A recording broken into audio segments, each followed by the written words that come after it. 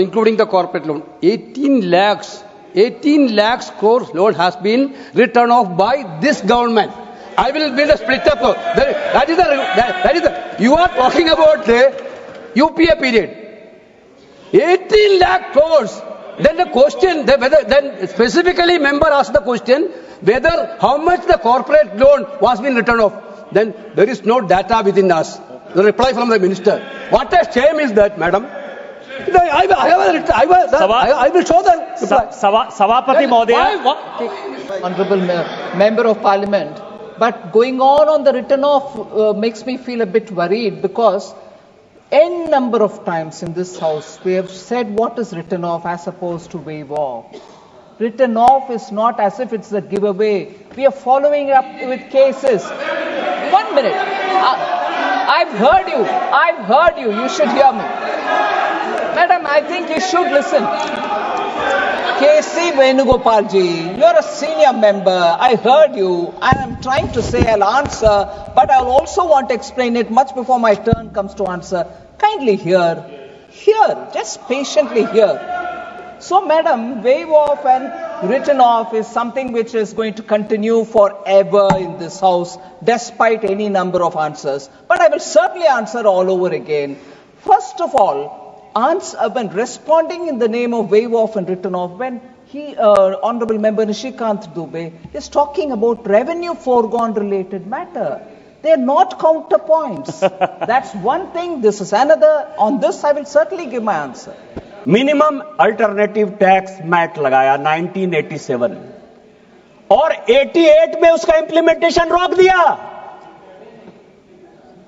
88 में बेनामी transaction act लाया राजीव गांधी जी ने। 88 में, इस देश को जानने वाली बात है। बेनामी ट्रांजैक्शन एक्ट, बेनामी प्रॉपर्टी को रोकने के लिए उसका रूल जो है, माननीय अध्यक्ष महोदया, उसका रूल जो है 2011 तक नहीं बना। 2011 तक नहीं बना। और आप जिस टैक्स की बात कर रहे थे शशि थरूर साहब, ये बात फैक्ट है कि 48 लाख। हाँ, बोलिए, मैं बैठ जाता हूं, बोलिए।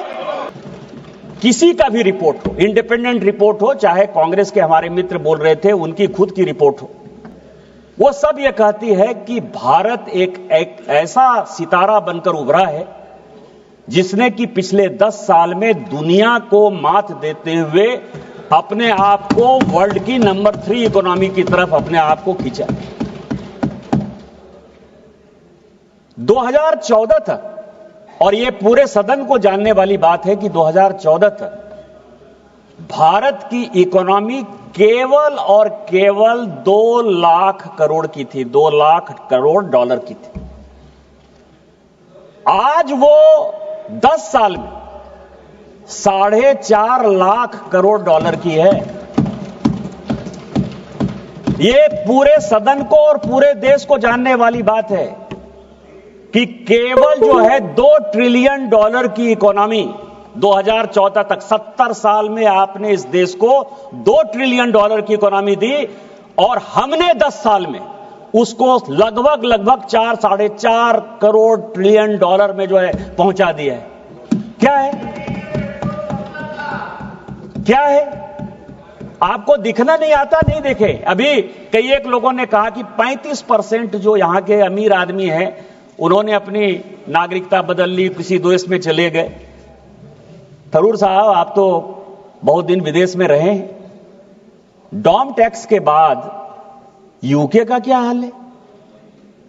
50% लोगों ने, अमीर लोगों ने वहां का जो है नागरिकता छोड़ा है। 50% लोगों ने, वो दुबई के नागरिक हो रहे हैं, वो सिंगापुर के नागरिक हो रहे हैं, वो बनातू के नागरिक हो रहे हैं, वो जितने टैक्स हेवंस हैं उनके नागरिक हो रहे हैं। अमेरिका में पिछले 15 साल में क्या हुआ? बाइडेन के राज में पिछले 4 साल में लगभग 22%, जो अमेरिका कहता था कि हम पूरी दुनिया को अब दिशा देते हैं और सभी अमेरिका आना चाहते हैं, 22% लोगों ने वहां की नागरिकता छोड़ी है। 22%। और पूरे यूरोपियन यूनियन में 33% लोगों ने नागरिकता छोड़ी है। आप भारत की बात करते हैं। लोग यदि टैक्स छोड़ना चाहते हैं, विल सब्सटेंशिएट, जो मैं कहता हूं उसको मैं सब्सटेंशिएट करूंगा। I know the rule and will substantiate it, so don't worry. ये जो है ये जादूगर का बजट नहीं है, ये मजदूर का बजट है। हम मजदूरी कर रहे हैं। माननीय प्रधानमंत्री जी, पिछले 10 साल से जो, इसीलिए आपने जो कहा कि ये जादूगरी का बजट है, ये जादूगरी का नहीं, ये मजदूरी का बजट है। और जो आप लोग कहते हैं ना, कांग्रेस का क्या है सिद्धांत? कांग्रेस का सिद्धांत है सुखार्थिनो कुतो विद्या नास्ति विद्यार्थिना सुखा। जो सुखी आदमी हैं, जो इनको हरा हरा चीज दिखाई देता है, उनको कभी विद्या नहीं होती। आप लोगों को कभी ज्ञान नहीं होगा मुझे लगता है, क्योंकि आपको मोदी का विरोध करना है। एक पॉइंट एजेंडा है कि सरकार की सभी चीजों का आपको विरोध करना है, और उस विरोध में आपको कोई चीज अच्छा नहीं दिखाई देगा। मैं आपको बता रहा हूं, जब हमारी सरकार बनी 2014 में, टैक्स जीडीपी रेशियो क्या था? टैक्स को आप यदि कैलकुलेट करते हैं पूरी दुनिया में या देश में, तो सबसे पहला होता है कि टैक्स जीडीपी क्या था।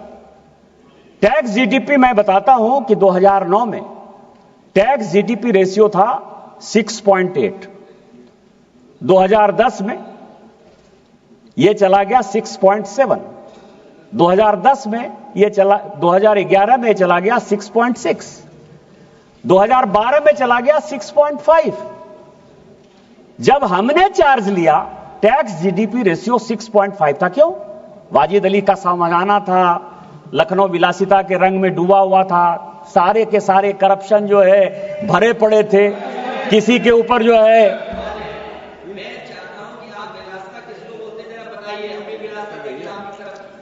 अध्यक्ष महोदय,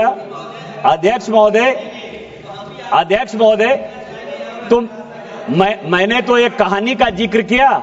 उस कहानी में वाजिद अली शाह लखनऊ के नवाब हुआ करते थे, और उनके ऊपर जो कहानी लिखी गई वो कहा गया कि आज टैक्स जीडीपी रेशियो लगभग 11.7% पर है।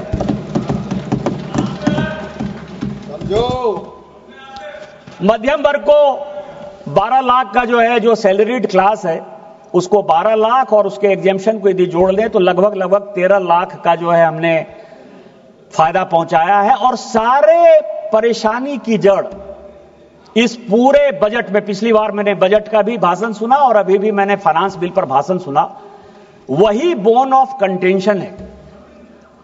आज आप टैक्स कंसेशन, टैक्स रिबेट, मध्यम वर्ग, गरीब सबकी बात करते हैं। कभी आपने देखा कि आपके जमाने में क्या हुआ? मैं कई एक बजट स्पीच लेकर आ रहा हूं। मैंने सोचा कि 10-10 साल के अंतराल पर जो इस देश में बजट स्पीच हुए हैं उनको जरा अध्ययन किया जाए। 1954 में मैं सीडी देशमुख साहब का बजट स्पीच लेकर आया। उन्होंने कहा कि हमने एक एग्रीमेंट किया है वर्ल्ड के साथ कि 86.7% से ज्यादा जो है इनकम टैक्स हम लोगों के ऊपर नहीं दे सकते हैं, इसलिए 40,000 से ऊपर, यह सबको जानने वाली बात है कि 40,000 से ऊपर जिन लोगों को टैक्स लगता है उनको हम 92.5% टैक्स ब्रैकेट में रखते हैं। इस देश में 92.5% टैक्स था 1954 में, 92.5%। 1964 का बजट स्पीच लेकर आ रहा हूं मोरारजी भाई का। 1964 इनकम टैक्स कितना था? 50,000 से ऊपर लोगों को लगभग 94%। और फिर मैं 1973 का श्रीमती इंदिरा गांधी जी का बजट स्पीच लेकर आया हूं 1973 में। वो कह रही है कि 94% से कम में काम नहीं चलेगा। और फिर मैं बीपी सिंह साहब का बजट स्पीच लेकर आया हूं राजीव गांधी जी के समय 86 में, 62.7%। आपने क्या किया गरीबों के साथ, मिडिल क्लास के साथ? बताओ। हम क्या कर रहे हैं? हमने 13 लाख रुपया जो सैलरीड क्लास का है उसको हमने कहा कि आपको 1 रुपया टैक्स नहीं देना पड़ेगा। और यदि एक परिवार में 4 लोग हैं, 4 लोग कमाते हैं, यदि हस्बैंड है, वाइफ है, उसके बच्चे हैं, तो लगभग आप समझिए कि 50 लाख से ऊपर किसी को टैक्स नहीं लगेगा। और कौन ऐसा परिवार है इस देश में, कुछ लोगों को छोड़ दीजिए 2% 3% को, जिसके यहां की 50 लाख से ज्यादा इनकम है, आप क्या बात करेंगे। दूसरा मैं लेकर आया हूं कॉर्पोरेट, अभी बहुत बड़ी बात कही कॉर्पोरेट। इस देश को जानने वाली बात है कुछ चीजें। 1966 में रिलायंस, हमारे सरकार को बहुत कहा जाता है कि अडानी की सरकार है, अंबानी की सरकार है। जब अपोजिशन में, जब कांग्रेस इधर थी, जब कांग्रेस थी तो हम भी कहते थे कि ये टाटा की सरकार है, बिरला की सरकार है। इस देश में जानने वाली बात है कि 1966 में रिलायंस इंडस्ट्री आई, 66 में, और 98 तक मैं ऑन रिकॉर्ड ये बात कर रहा हूं मिस्टर कार्ति चिदंबरम, 98 तक रिलायंस इंडस्ट्री 1 रुपया टैक्स नहीं देती थी इस देश में। ऑन रिकॉर्ड कर रहा हूं मैं। 87 में उनको परेशान करने के लिए माननीय Rajiv Gandhi ji minimum alternative tax MAT लगाया 1987 में, और 88 में उसका इंप्लीमेंटेशन रोक दिया। 88 में बेनामी ट्रांजैक्शन एक्ट लाया राजीव गांधी जी ने, 88 में। इस देश को जानने वाली बात है, बेनामी ट्रांजैक्शन एक्ट, बेनामी प्रॉपर्टी को रोकने के लिए उसका रूल जो है माननीय अध्यक्ष महोदया, उसका रूल जो है 2011 तक नहीं बना, 2011 तक नहीं बना। और आप जिस टैक्स की बात कर रहे थे शशि थरूर साहब, यह बात फैक्ट है कि 48 लाख। हाँ बोलिए बोलिए बोलिए, मैं बैठ जाता हूं, बोलिए। बजट पेश किया तो नाम नहीं लगा। बोलिए कौन सा पॉइंट है, नहीं पॉइंट बताइए ना, ये पॉइंट बताएंगे ना। नंबर 2 मैडम 352 स्वर्गीय प्रधानमंत्री पर ये जो आरोप लगा रहे हैं कि एक विशेष कंपनी के मद्देनजर रखते हुए एक सरकारी कानून लाया गया है, ये पूरी तरीके से उनके छवि को धूमिल करने का माननीय लगा रहे हैं, कोई आरोप नहीं लगा रहे हैं। निशिकांत जी कोई आरोप नहीं लगा रहे हैं। फैक्चुअल पोजीशन देना कोई आरोप नहीं होता। फैक्चुअल पोजीशन देना कोई आरोप नहीं होता है। मैं देख प्लीज माननीय सदस्य, मैंने अगर ऐसा कुछ होगा तो देख मैंने सभापति महोदया, मैंने सभापति महोदया कोई आरोप नहीं लगाया। मैंने कहा कि माननीय पूर्व प्रधानमंत्री राजीव गांधी जी, मैं उनका बहुत सम्मान करता हूं और सम्मान करना भी चाहिए, इस देश के प्रधानमंत्री रहे। मैंने कहा कि उन्होंने 1987 में मैट लाया, उसका इंप्लीमेंटेशन रोक दिया। मैंने यह कहा कि 88 में वो बेनामी ट्रांजैक्शन एक्ट लेके आए, और जो कोई भी यहां कानून बनता है उसका एग्जीक्यूटिव ऑर्डर निकलता है, रूल्स निकलता है। 2011 तक ये रूल्स नहीं बना। मैंने तो केवल इतनी बात कही कि जब आप कोई एक्ट बनाते हो तो उसका रूल बनाओगे ना, उसको इंप्लीमेंट करोगे ना। उन्होंने 48 लाख करोड़ की बात की है मैडम। ये जो टैक्स है ये केवल दुनिया को दिखाने के लिए आप टैक्स पे रेट करते हो, और किसी के ऊपर, मैं आपको बताऊं कि उसमें से 48 लाख करोड़ का जो टैक्स बाकी, उसमें 43 लाख करोड़ रुपया जो नोशनल है, जो आपने कहा कि यदि आ जाता तो फिस्कल डेफिसिट कम हो जाता। मिस्टर थरूर, मैं आपको बताऊं, उसमें एक जो बिल है लगभग 1,10,000 करोड़ का हसन अली का। हसन अली कौन था? काशीनाथ टपोरिया कौन है? कौन था? एक घोड़ा का व्यापार करने वाला आदमी जिसने कि 2007 तक कोई इनकम टैक्स नहीं दिया। 7 में आप उसके यहां रेड करते हो पूना का, और उसके ऊपर जो है चार्ज लगाते हो, और वो टैक्स आप कहते हो कि कभी 74 लाख करोड़ रुपया देना है, कभी कहते हो कि नहीं 1,10,000 करोड़ रुपया देना है। इस तरह से ये जितने टैक्स हैं वो 80 के पहले के हैं। और मैं आपको बताऊं कि उसमें एक टैक्स जो है, अब मैं आपको एक पढ़ के बताता हूं, मैं नहीं बोलना चाहता था, अब आप पढ़ो, सुनो। उसमें से एक टैक्स जो है बिन चड्ढा का भी है, बोफोर्स का है। मैं आपको पढ़ देता हूं, यह क्वेश्चन है।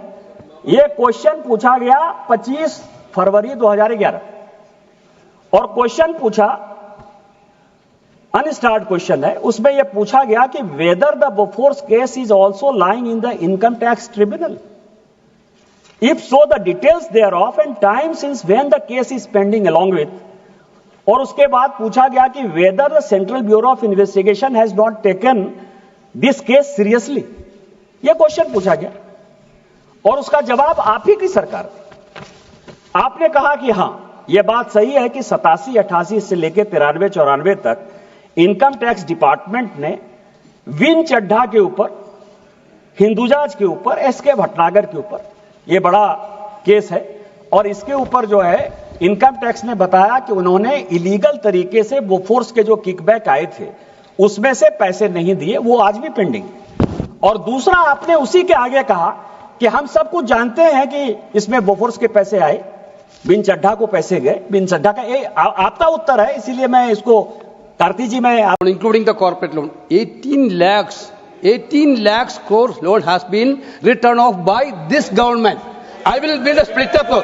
That is the you are talking about the UPA period. 18 lakh crores. Then the question, then specifically member asked the question whether how much the corporate loan was been written off. Then there is no data within us. The reply from the minister. What a shame is that, madam. I will show the reply. सभापति महोदय, सभापति महोदय, कहीं का ईंट कहीं का रोड़ा, भानुमति ने कुनमा जोड़ा।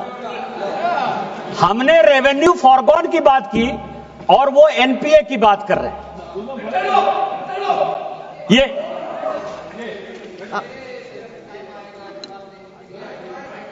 Honorable Member of Parliament, but going on the written off makes me feel a bit worried, because n number of times in this house we have said what is written off as opposed to waive off. Written off is not as if it's a giveaway. We are following up with cases. 1 minute. I've heard you. You should hear me. Madam, I think you should listen. K.C. Venugopal ji, you're a senior member. I heard you, and I'm trying to say I'll answer, but I'll also want to explain it much before my turn comes to answer. Kindly hear, just patiently hear. So, madam, waive off and written off is something which is going to continue forever in this house, despite any number of answers. But I will certainly answer all over again. First of all, when responding in the name of waive off and written off, when Honorable Member Nishikant Dubey is talking about revenue foregone related matter, they are not counterpoints. That's one thing, this is another. On this, I will certainly give my answer. Nishikant जी, माननीय। यहां tax की बात हो रही है, banking की बात नहीं हो रही है। मैं फाइनेंस बिल पर बात कर रहा हूं और इस देश के बड़े सीनियर नेता हैं वेणुगोपाल साहब, मैं बहुत आदर करता हूं, हमारे पब्लिक अकाउंट्स कमेटी के भी चेयरमैन हैं। रिटर्न ऑफ, बैंक का रिटर्न ऑफ और रेवेन्यू फॉरगॉन, ये दोनों बड़े डिफरेंस है। इसके बारे में डिफरेंस और उसके बारे में जब वो जवाब देंगी तो जवाब देंगी, लेकिन मैं इतना कह सकता हूं कि कई एक चीजें उसमें फोनो बैंकिंग की है, फोन पर जो बैंकिंग होती थी वो माननीय मोदी जी ने 2014 में रोक दिया है, उसके कारण ये हुआ है, लेकिन मैं आप वो बताएंगे, जवाब देंगे।